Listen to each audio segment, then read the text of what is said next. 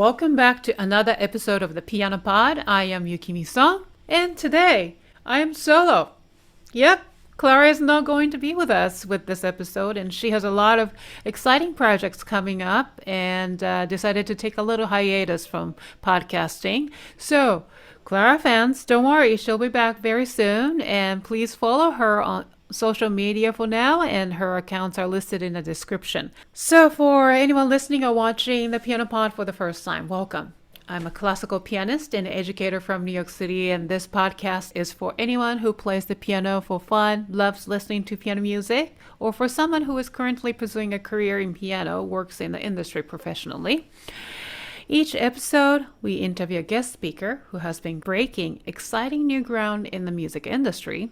Before getting started, we want to thank our amazing fans and listeners for tuning in, and please rate my show and review it on Apple Podcasts because every rating review will help people find the show. So today, get this. This is really good.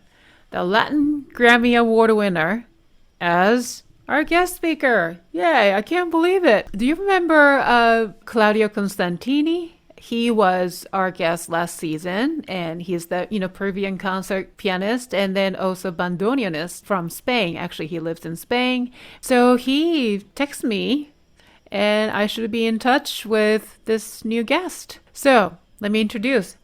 His name is Mr. Pablo Estigarribia, tango pianist, arranger and composer. His latest album, Horacio Salgán Piano Transcriptions, won the 23rd Latin Grammy Award in the Tango album category. I am so excited. I really can't wait to interview him and hear Pablo's incredible journey to achieve such a milestone as a musician, to, become the Latin Grammy Award winner at such a young age. So let's get the show started. You are listening to the Piano Pod, where we talk to the brightest minds in the industry about how they are bringing the piano into the 21st century. The Piano Pod is honored to introduce our guest, Mr. Pablo Estigarribia, Latin Grammy Award-winning tango pianist, arranger, and composer. He began his training as a classical pianist and studied at the National Conservatory in Buenos Aires and performed on prominent concert stages in Argentina. Collaborated with the Congress Chamber Orchestra, the National Radio Orchestra, among many others. Seeking to broaden his musical horizons beyond the classical realm, Mr. Estigarribia took a brief detour through jazz, where he ended up discovering tango in 2005. He rapidly established his reputation as a nuanced and masterful tango performer and recording artist all over the world. His album, Tangos para Piano, won the prestigious 2015 Gardel Prize for Best Tango Album by the New Artist. Soon after, he had the opportunity to perform in one of the most iconic jazz venues, Blue Note Jazz Club in New York City. Mr. Estigarribia is also a dedicated educator. He is a recipient of the Argentine Tango Society's Medal of Honor for his educational initiatives at the Stowe Tango Music Festival for multiple years. He aims to share the beauty of tango's rich lineage and reopen the passage of tango repertoire with new generations of musicians through his composition, teaching, and performances. So, Pablo, welcome to the Piano Pod. Thank you for being here today. Yay. Thank you so much for having me, Yukimi. It's my pleasure. Thank you. And big shout out to Claudio Constantini, who is your friend and concert pianist, bandoneonist. And actually, he was on this show in last season. And he messaged me toward the end of last year and told me I should reach out to you for a possible interview. So here you are. I can't believe it. But thank you so much. Well, hi, Claudio. Thank you for recommending me. I'm very happy to be a part of this. Thank you. And first of all, congratulations on your very recent huge achievement. You won the 23rd Latin Grammy Award with your latest album, Horacio Salgán Piano Transcriptions, which was awarded with the highest recognition, the Best Tango Album of the Year. Wow, that's a big deal. Yeah, it was a big one, yes. I actually, I'm very humbled by the award, and I honestly didn't expect it to go that way. but you know what? I'll take it. Of course, yes, it's great. Now, did you actually attend the award show? I did not. I was actually teaching a tango workshop in Northeastern University of Illinois. Okay, Yeah, so and you missed it. I actually, I mean, I had a concert the day after in Chicago. So the people in the university told me that if I wanted to, I could risk it and go to the ceremony and then take a flight, you know, just arrive the same day and play. And I thought about the blizzards and all that. I mean, I lived in New York for 3.5 years, so I know about that. And I thought, you know, I don't want to risk it just to go to the ceremony. And I thought to myself, I'm not going to win anyway. So. Yeah, wow. And then you won. And I mean, even just being nominated by the, Latin Grammys is an honorable thing. So Yeah. when you received the news of your, first of all, nomination, where were you and how was it like? Oh, it was pretty amazing because I mean the project that I presented to the Grammy Awards on 2022, it's actually kind of like is like an educational project, really, and it's all piano solo, right? So it's not really commercial oriented. You know what I mean? It was more like, okay, I think this guy was one of the greatest gems in tango piano that we have, and there's not a lot of scores available, so I'm gonna make them available.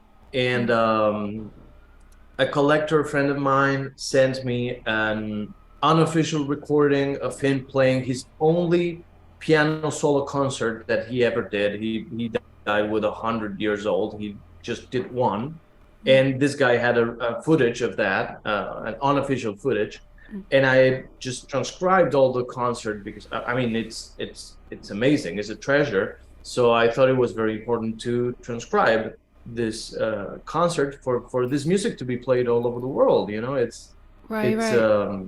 it's amazing music, and it should be shared by all people.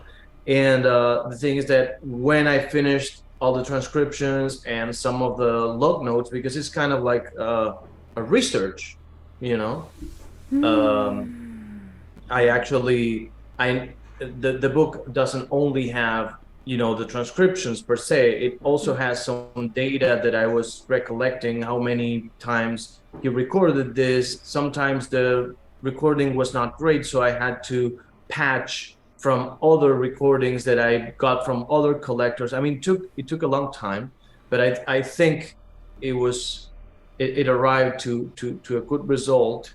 And my main goal was the pianists all over the world to be able to access this music. Then when I was going to release the book, I have a lot of students. I teach mainly online, and I have a lot of students in the US because I used to live there. And everybody was saying, hey, but you need to release a CD as well, you know, to match the book, just to have, you know, the whole package. And since the recordings I was working with were not official, I wasn't able to release those for copyright reasons, so I had to record it myself, and that's how this album came to life. Yeah, it's like I academic mean, research. yeah, actually, the book is not notated as a like a regular, you know, your songbook. It's you know, I try to make an introduction, explain what the song means, when was it recorded, you know, and all that. I thought about a document, you know, when I was writing the book, you know, like a history book. You know, you go to Mozart and you have a lot of materials, and then you go to tango and there's not a lot. So, and actually it goes back to when I fell in love with tango. I was born in Argentina and raised in Buenos Aires, and you know, tango, you could hear tango in the city, and I don't like it at all. Oh, really? When I was younger, it was kind of like old people's music. Okay. So and it was harmonically very simple, and I was like very very much into jazz. I was with, Chick Corea or Herbie Hancock, Keith Jarrett, and all that. So the music seems harmonically simpler, and I didn't like it until someone just gave me for my birthday, I think, a CD of Horacio Salgán, and he had an amazing, harmonic conception of tango. It was very forward thinking with all, with all the way he actually took a lot of harmonies from Ravel, and came up with something that it's definitely tango, because all of the defining elements of tango are there, but it's still so innovative and new. And that's he was why he was a pianist, right? Horatio, Mr. Salgan. yeah, he was actually, of course, classically trained, I see. and he had the same maestro than Martha Argerich. They went to the same guy. Wow. There are a few clips available on YouTube. Like, I think it was toward the end of his life, and he's performing with other instruments as well. The way he's playing reminded me of, in many ways, Vladimir Horowitz. Right, Yeah. right. Yeah, he definitely has classical influence. He actually recorded some classical pieces that are on Spotify. I mean, he had a piano duo at some point with Dante Amicarelli, who was Piazzolla's pianist, and they recorded Mendelssohn's Midnight Summer Dream. Is that how you? Yeah. say it? And Ave Maria by Schubert, and some other stuff. It all goes back to Mr. Horatio Salgan for you, because that's how you really won the Latin Grammy That's how I Award. fell in love with it. I know just a few, tango artists. Unfortunately, I need to study more. For example, of course, the Piazzolla is the big name, and then but I knew of Mr. Horatio Salgan, and particularly I love Don Agustin Bardi, which is like a really iconic piece, and the Independiente Club, and especially Right. your transcriptions, and I really love it, and I can't wait to purchase your transcription, your music from your website, and then try it out. So, when you transcribe all these music, are you really faithful? Try to be faithful from your from Salgan's compositions, or are you adding a little bit more, like to make it No, like? actually, well, this is the thing. Transcription in Spanish doesn't mean exactly the same that in English. When you change something, it's not a transcription anymore. Transcription means like taking dictation for us, If you change something, that would be an arrangement. Right. So what I did in this book is just take whatever arrangements he did on some of the tunes and transcribe them literally into paper, so you can play exactly what he played. That was my intention. Okay, and then all these pieces are only written originally for piano, or written for piano plus other instruments.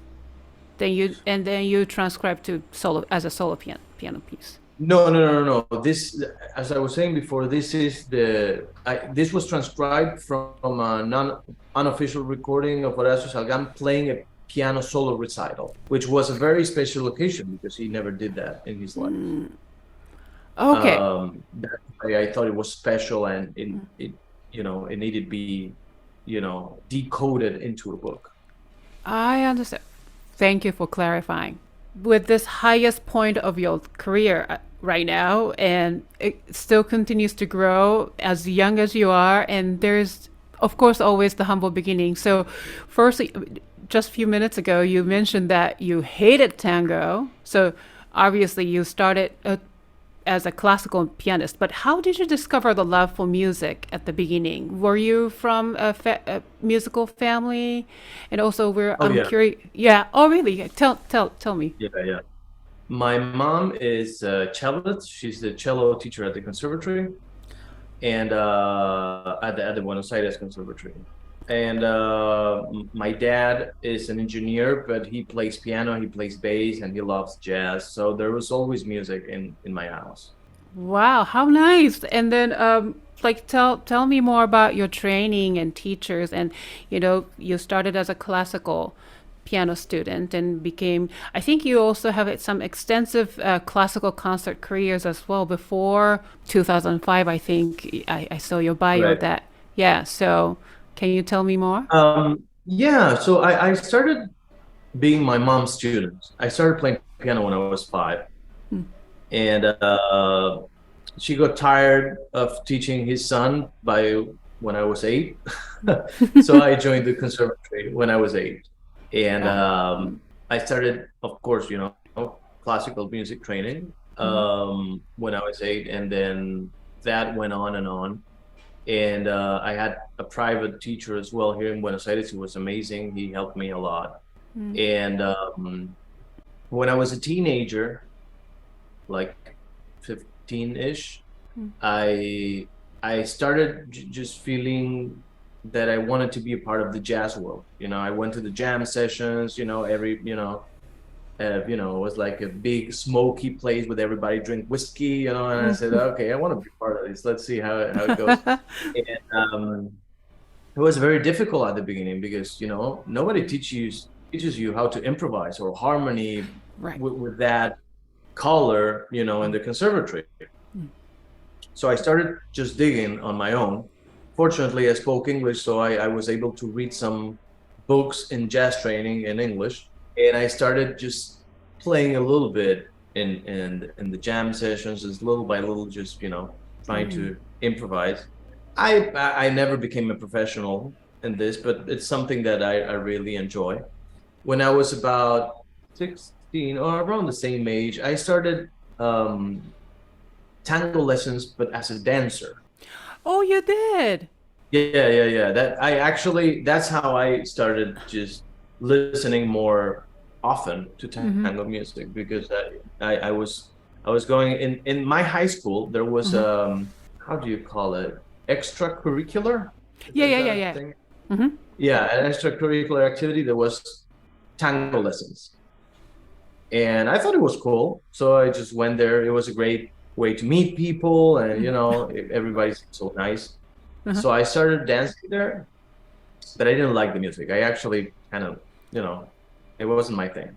It was Okay. very old. No, even the audio is really old. People dance to music from 1930, 1920. So the audio is all grainy and old. But the dance was really interesting. And then when I came across Salgan's music, I started playing tango. I joined on what is called the orchestra tango school.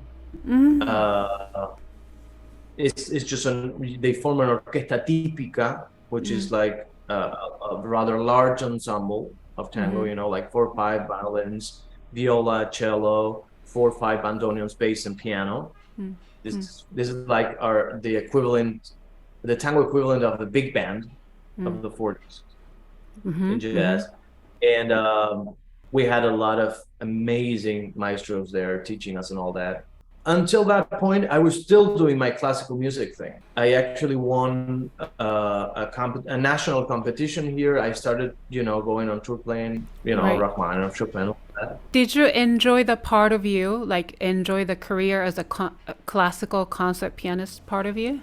Well, for me, it started being a little too much, to be honest. I was overstressed all the time. I was having anxiety attacks and all that. And that's when I realized maybe this is not for me. And tango, aside of that, I started really loving the music, was a quite different way of approaching performance. It was more relaxed. You usually played in groups. The environments of the concerts were not usually like very solemn theaters, but were more like bars and grills and all that. And I started really liking that. I found myself like having a better time in that context. So tango started just, feeling right. And I remember 2008, I won a scholarship to go to Brazil to a chamber music festival where there was amazing teachers. I don't know, there was Kurt Mazur actually.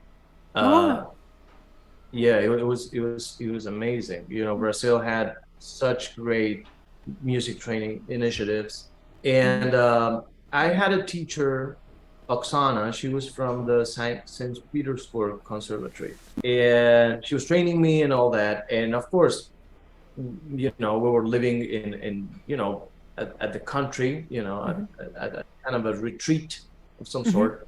Of course, I was practicing, but I was playing tango at some point because I really liked it. And the teacher heard me, and she told me, like, I think it's great what you're doing, whatever, but you have to make a choice like right now. Like, if you wanna be like a good tango pianist, you need to go to Buenos Aires. You need to get your training from the people that really know how to do this and all that. If you want to be a classical musician, I'll get you a scholarship to go to St. Petersburg, and you can become a proper classical pianist. Right. But you need to choose. You're growing up. When she said that to me so clearly, and I started thinking about what my life would be in 10 years from that moment, I realized that I would like more my life as a tango pianist. So that's what I did. And it blossomed and flourished, and you really quickly built your reputation as a tango pianist internationally. You know, as you mentioned, as a tango pianist, you don't have to do it on your own. You have the group of other musicians to do. It's not even the concerto. Piano concerto is your solo, and then the orchestra behind you. But piano concerto is scary. Yeah. Although you mentioned that we're going to talk later, but you wrote piano concerto, but the tango music, right? You wrote, but so now I see some albums you collaborated with other musicians, and obviously you have your solo pieces. So can you tell a few fun anecdotes maybe with working with other musicians? My first New York collaboration comes to mind. I was just nearly moved to New York, and I get a message from a guy called Achilles Liarmakopoulos.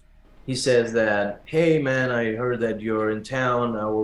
I would love to meet you and maybe record something with you, whatever. And say, oh, that's great. What do you play? And he said, I play the trombone. Trombone, really? You play tango? And he says, yes, I actually recorded a CD on the Naxos label. That it's, you know, Piazzolla songs with bandoneon and trombone. So, okay. And I, when I heard him play, I was like, this guy can really play. Who are you, you know? And he was a trombonist of the Canadian Brass. Wow. You're interested in recording with me? I'm interested in recording with you. Let's do something. Let's make it happen.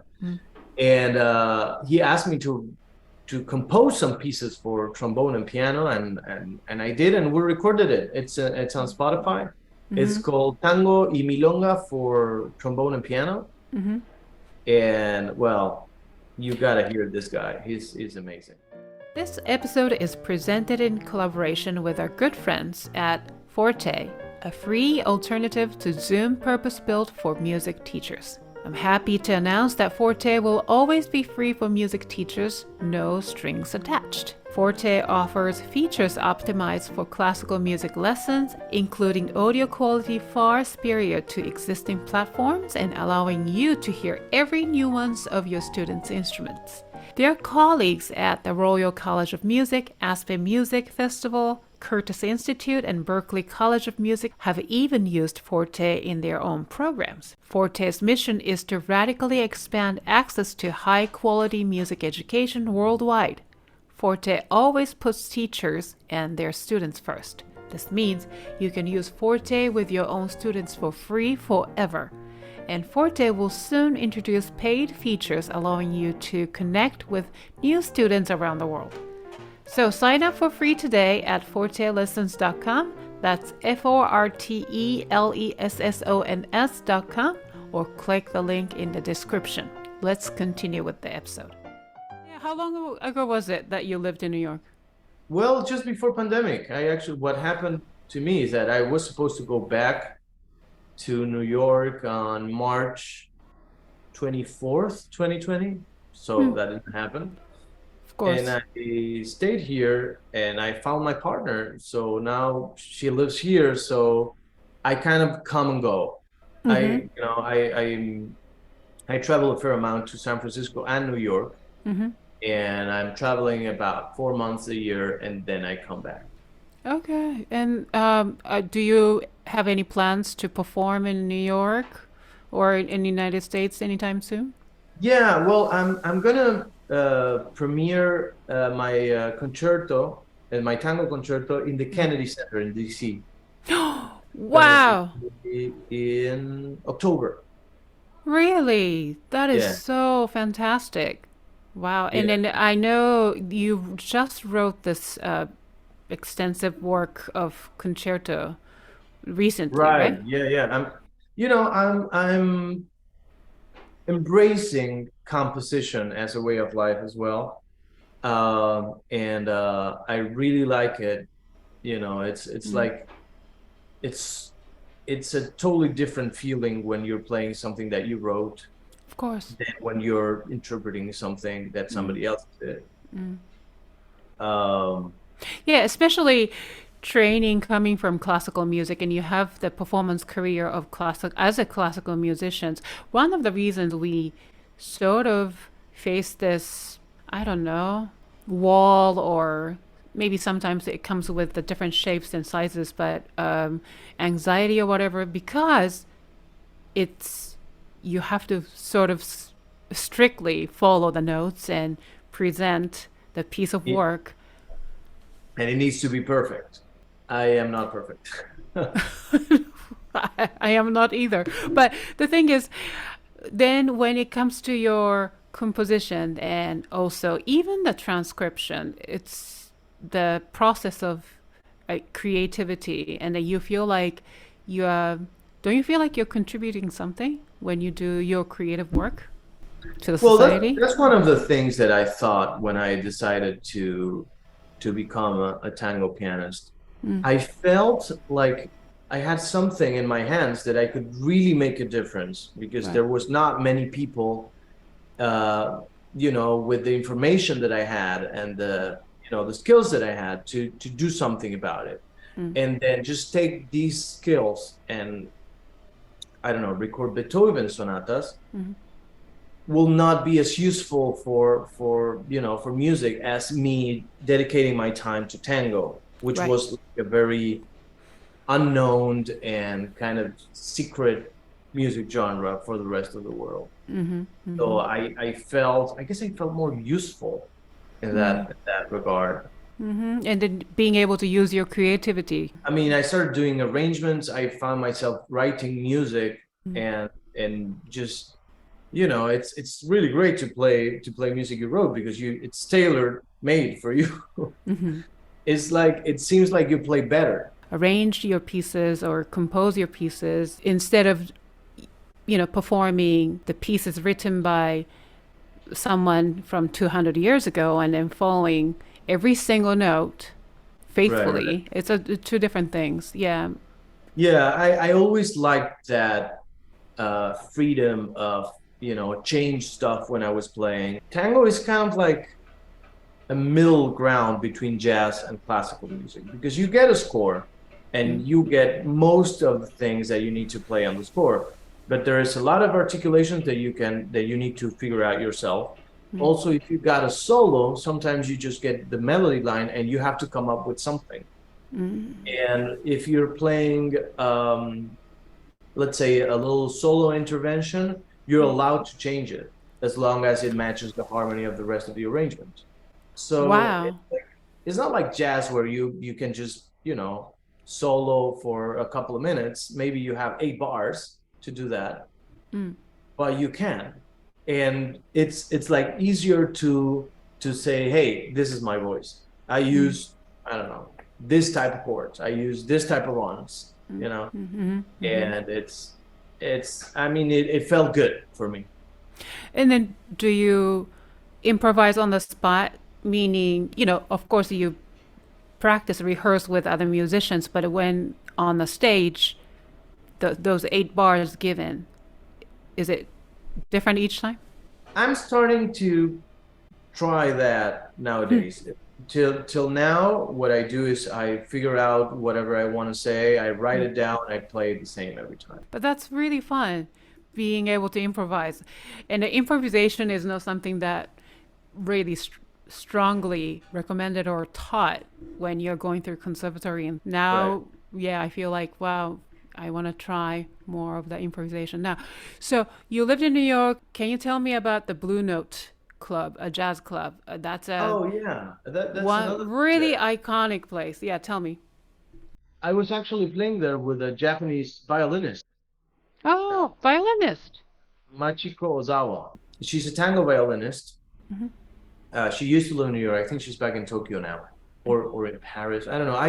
I meet her in random cities around the world. She's great. The thing is that when I went to New York, there wasn't many tango pianists, in the city. So I got a few very interesting calls really quickly.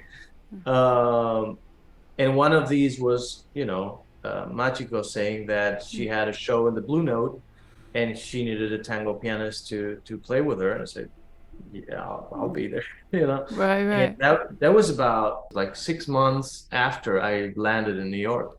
Oh my goodness. What an It was opportunity. it was amazing. It was amazing. I would look at the pictures of me playing in the same piano that, I don't know, Chick Corea and Michel Camilo played and said, wow, this is amazing. Yeah. Then you are obviously amazing recording artist. And then I was listening to Tangos para Piano, which also the award-winning album. I think you Yeah, that was my achieved. first award ever. And the song, are they your arrangements or? Yeah, those are all my arrangements, and there's actually a few pieces that I composed as well, and that the story of that album goes as that I came from classical music, so I had a lot of friends in classical music, and a lot of Argentine tango players, Argentine piano players that wanted to play tango. And since they didn't know how to, they didn't have the scores because scores in tango is also kind of tricky.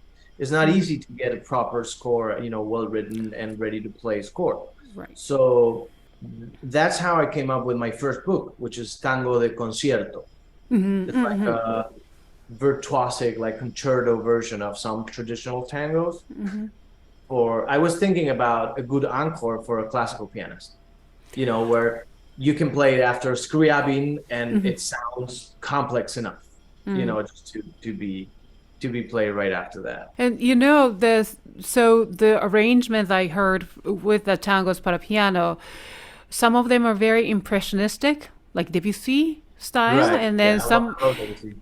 yeah, and then some of them are like Franz Liszt style. Like for example, I love the Loque Vendra. Am I pronouncing correctly? Yeah, yeah, look, that's a Piazzolla song, Right, amazing. right. Amazing piece of music, and then you did it in such a way that the opening is like a list, Yeah, a yeah, yeah. lot of octaves and That's like that. chords. Yeah. Yeah, yeah, I love it. And then some of them, like Chapado a la Antigua, and then, oh, this is the iconic one. Everybody knows this piece, La Comparsita. La Comparsita, yeah. Yeah, yeah, yeah. Are they four hands? Right? Four hands. Those are two pianos that I overdubbed myself. Oh, two pianos. Makes sense. I had an orchestra arrangement and I wanted to record it. So I played the piano part, and after that, I recorded a reduction of the orchestra on top of that. Really? That's awesome. I loved it. So, especially the La Comparsita, I hope I'm pronouncing correctly. It's super iconic and everybody knows bum bum bim bum, Yeah, it's kind of the tango anthem.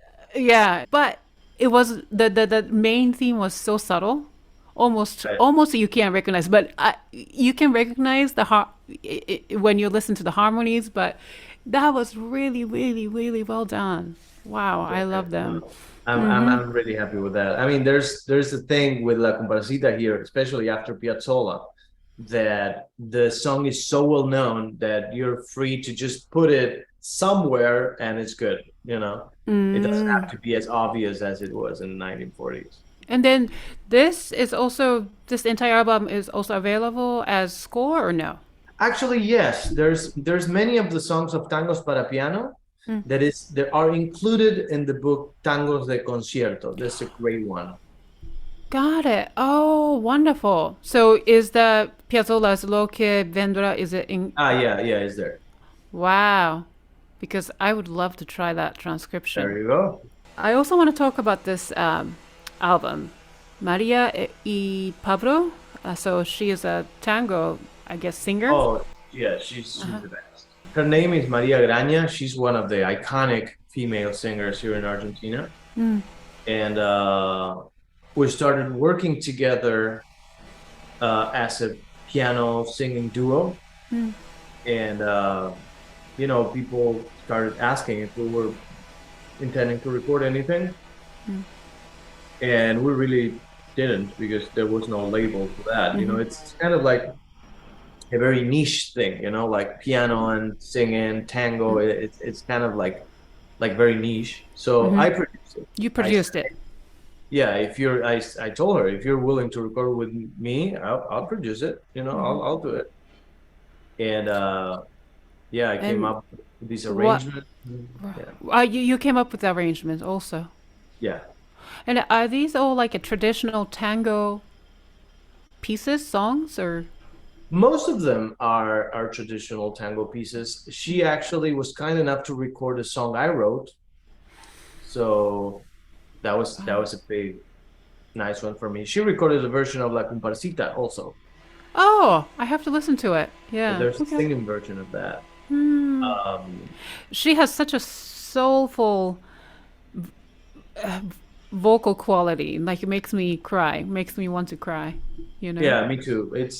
She's very moving. Yeah, I don't know. One of the most difficult things of playing with her is just being connected to her so we can play together, but not too connected so it doesn't move you in the way that you cannot play anymore. You start sobbing. It's like you can't do that.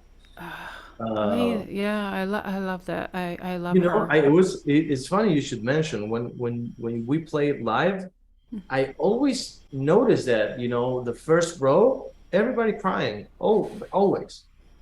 I bet. I mean, just by listening from Spotify, it made me cry. So I can't imagine what it's like to be as a live audience. Listening to her. No, she's very soulful. So then we talked about a lot of, your pieces and your composition. So let's talk about tango.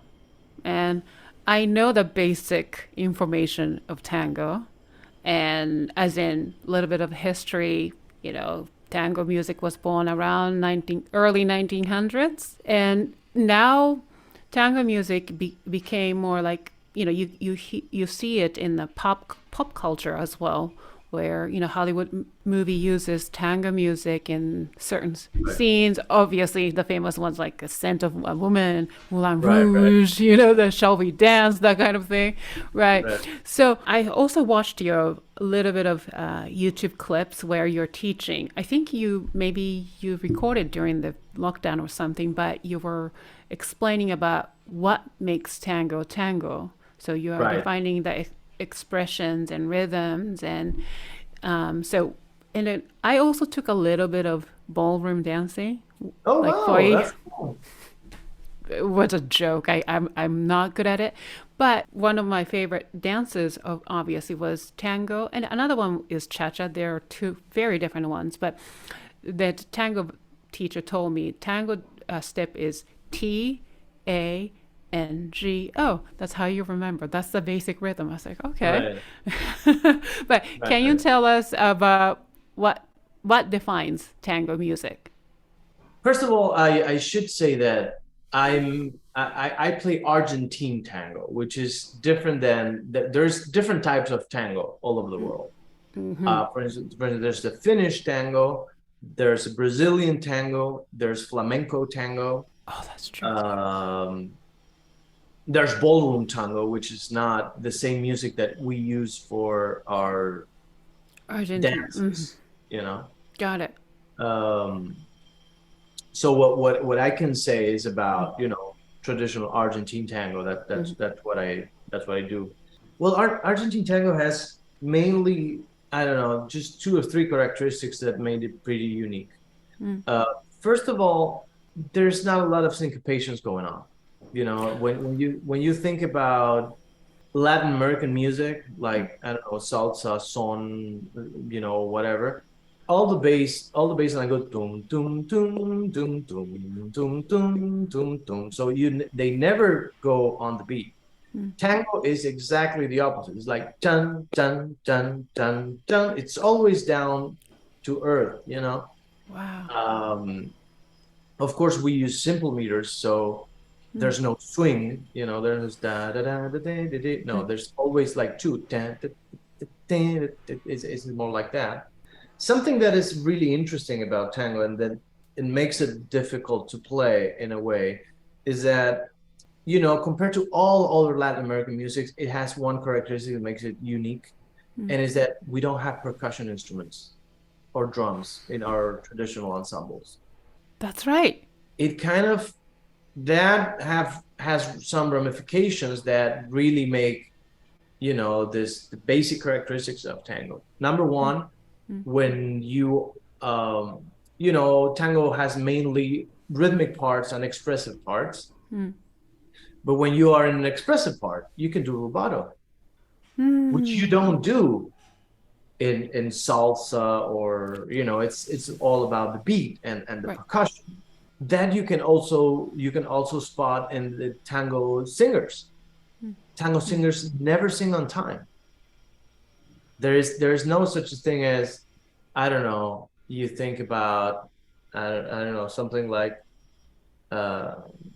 la vida te da sorpresa, sorpresa te da la vida, ay Dios, ta ta ta ta ta. So that's very in rhythm. If you ta ta ta ta ta ta ta ta ta ta ta ta ta ta, you could write it down very easily as a rhythm.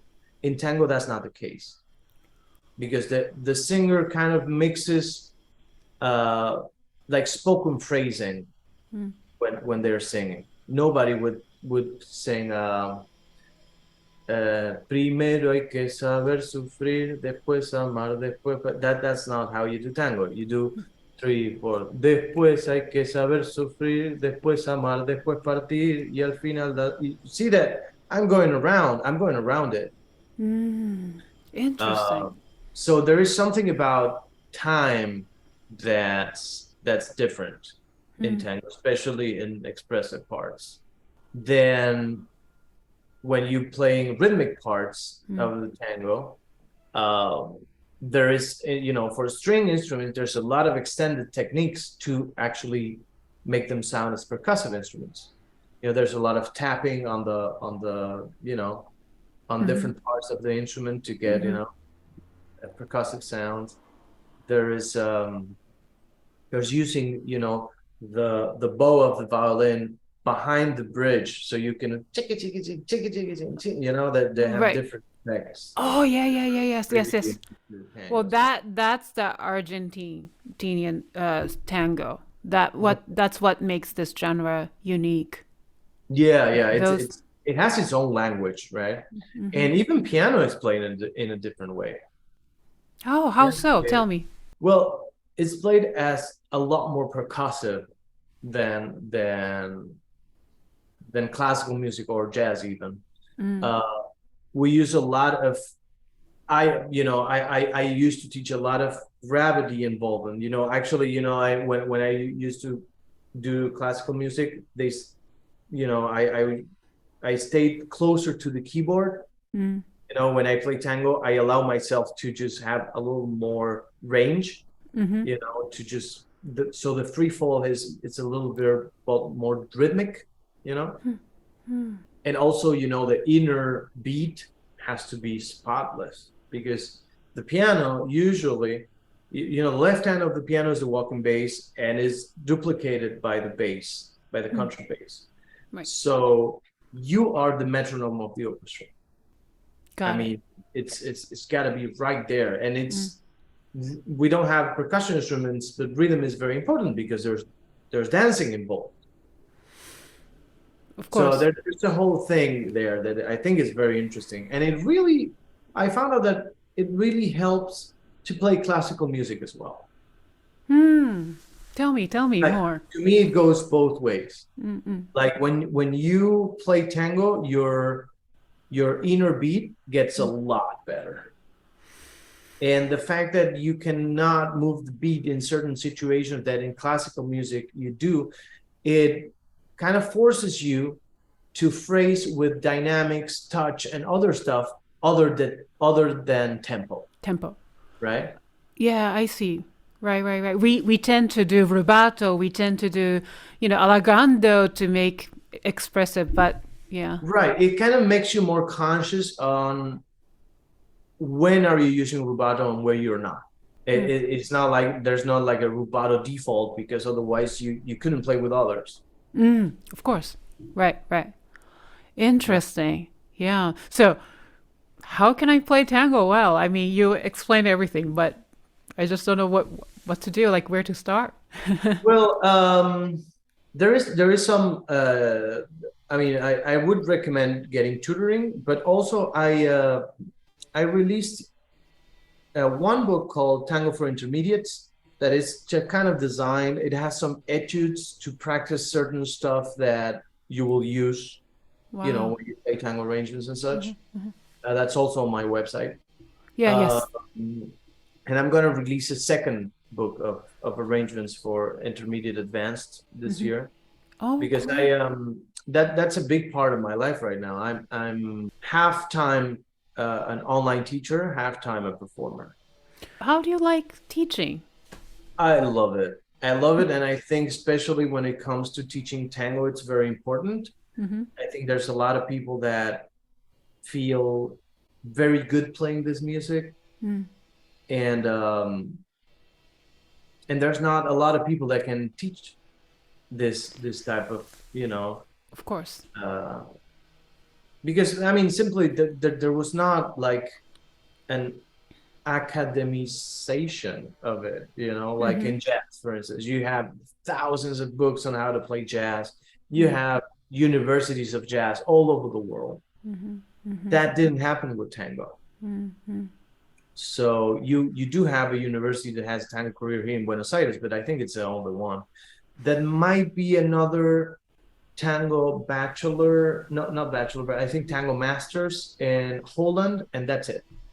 So Well, then you're the person to really go to, right? You're the go-to person, but also there's so much potential to grow because, I've been interviewing a lot of guests and, especially in the United States, what happened during the pandemic was the classical music world has changed tremendously. We are using more inclusive literature, and we are encouraged to perform more unknown composers of color, for example. right. And so, in so many ways, I think I want to include in my own repertoire a few Argentine tango music if I can play, or I want to introduce my students how to play tango, not just limited to the regular go-to guys, and they're great, but why don't I play something different, some different by unknown composers, right? So I think, Yeah.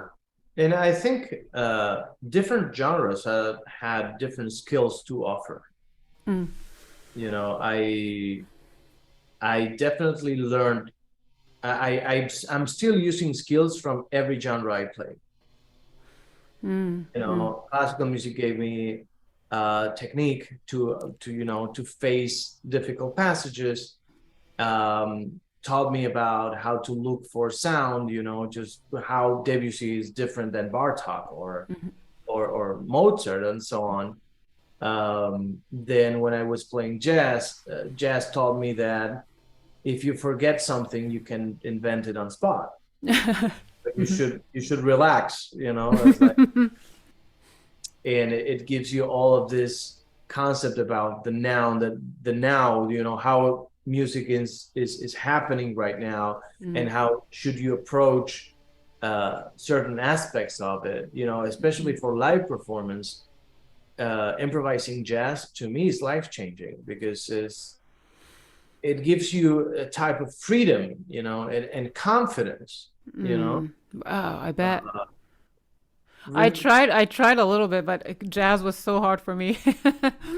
Yeah, Well, but it's kind of like a different skill, right? It's of like course. uh, I wouldn't think that because someone plays classical music necessarily you can play jazz. I mean, it's like of course you have a huge advantage, which is that technically you have no problem. Hmm. But I think it's interesting. The thing is that it takes patience. Mm. It's something that you need to do every day. It's like learning a new language. Right, right. It's like you need to, Mm. but even a small little thing, like learning one scale and just play the blues scale on a 1-4-1-5-4-1 structure. Mm. That's all. It's about a feel in your body that, okay, I can play whatever. And if I don't have any idea, I can stop for a while until I get something. And it's like talking, right? Right, right, right. And when you're a classical musician, it's like, oh, I remember being, before a show and saying, oh, I can't forget this. What was this note? And just open and say, okay, yeah, that's right. So, okay, how about this piece? This piece had this coda, and then it repeats how many times? Yeah. And it's very stressful. And then you see, I remember the first time I got really caught by jazz. I mean, that not the music, but the, a live show. Mm. It's like these guys are smiling. Mm. These guys are relaxed. These guys are having a beer. Right. That's That's like, impossible when you're playing classical. I might enjoy that, Yeah, yeah, yeah, it looks great, yeah. Right. Yeah, absolutely. Yeah. and yeah, I was used to, the classical music competitions where everybody has, the pack of ice just to, or and warmth, and Mm. everybody's nervous, you put your hands in water and then you do the Right. exercises. But in jazz, it's not like that. They don't care. Hey, I'm in the wrong industry then. You I should. know, I mean, I found the balance at some point because, for instance, I really enjoy solo piano recitals Mm. where I do tango, which is Mm. not frequent at all. Tango pianists usually don't do solo recitals in Right. tango. Yeah, absolutely. Yeah. But It's more like a classical music thing. mm, But I found, right, you marry the two, tango tradition and classical. That is so cool. Then do you give master classes based on introducing tango literature or how to play tango better? Do you do any of those? yeah. Yeah. I actually do master classes and workshops. I was telling you, I did one in the Northeastern University of That's Illinois. mm-hmm. I did one in San Francisco Conservatory. Mm-hmm. I am faculty in the Stowe Tango Music Festival, which is a festival for musicians. Mm. They come from all over the states, and it's very amazing. Mm. And Does it happen in Buenos Aires? The festival? no, it's in Stowe, Vermont. Oh, oh yeah, yeah, yeah, yeah. I saw it. Yes, got it. Mm. So yeah, I'm very committed to teaching, and actually have like 20 private students as well that I teach online. And Really? yeah, I always am trying to put new stuff out there for people to learn more effectively or enjoy some pieces. Actually, what I'm doing right now is to teach the accompanying role and the solo role of the piano in an ensemble. Of course, it's very difficult to find bandoneonists and tango bassists in the US. So what I do is I put together a 2-piano workshop.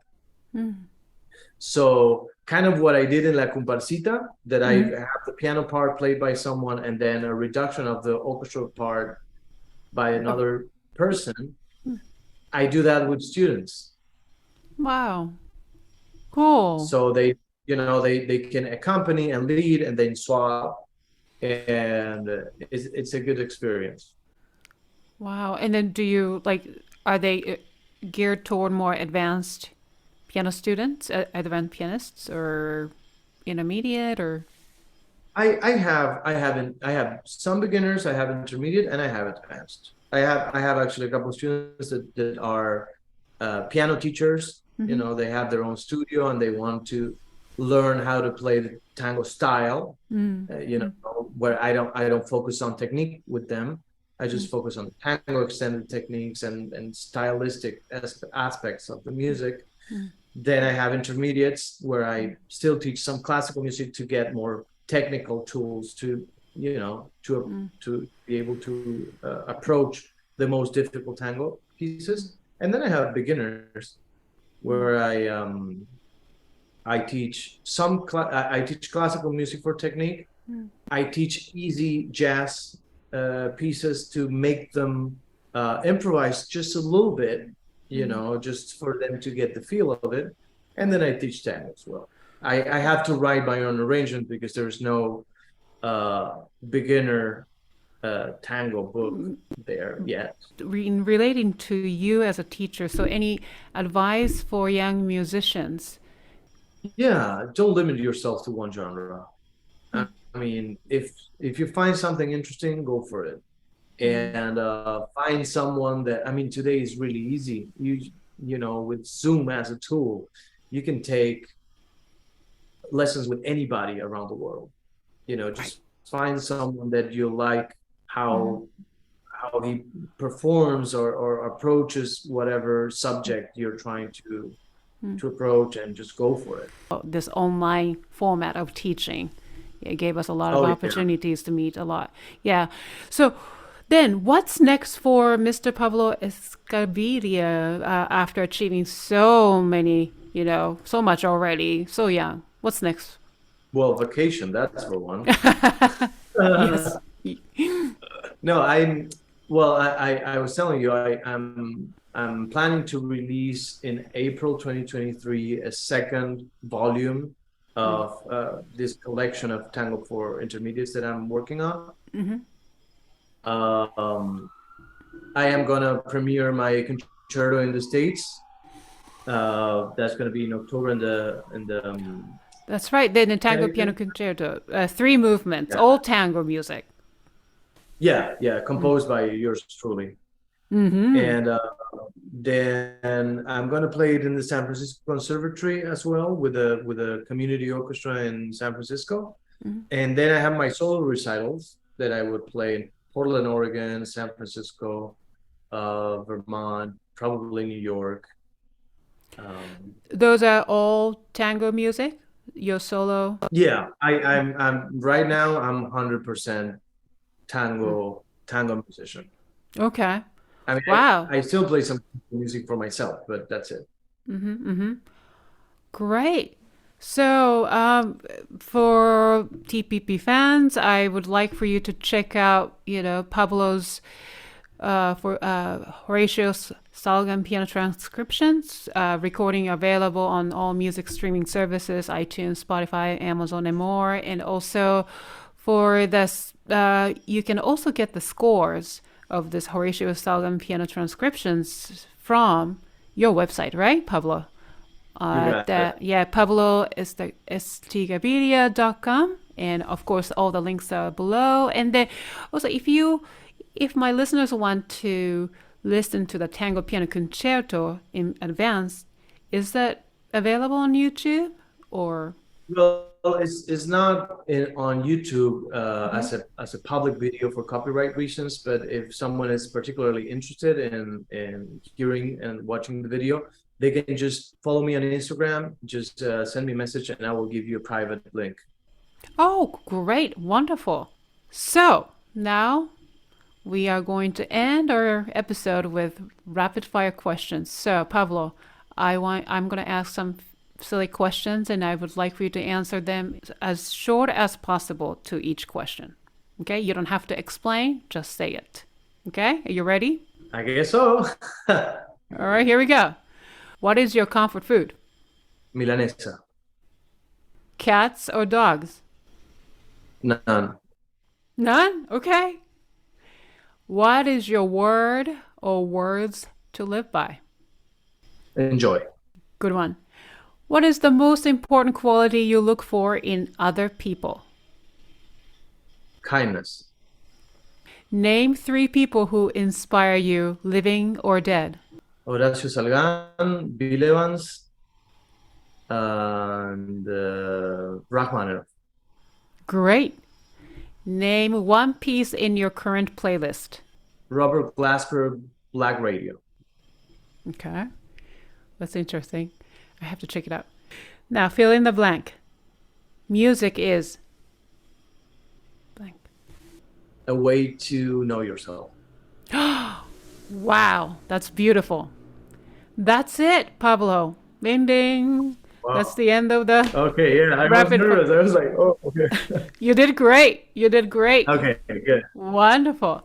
Okay, so this concludes this episode of the Piano Pod. Thank you, This Pablo. was so nice. Thank you for having me.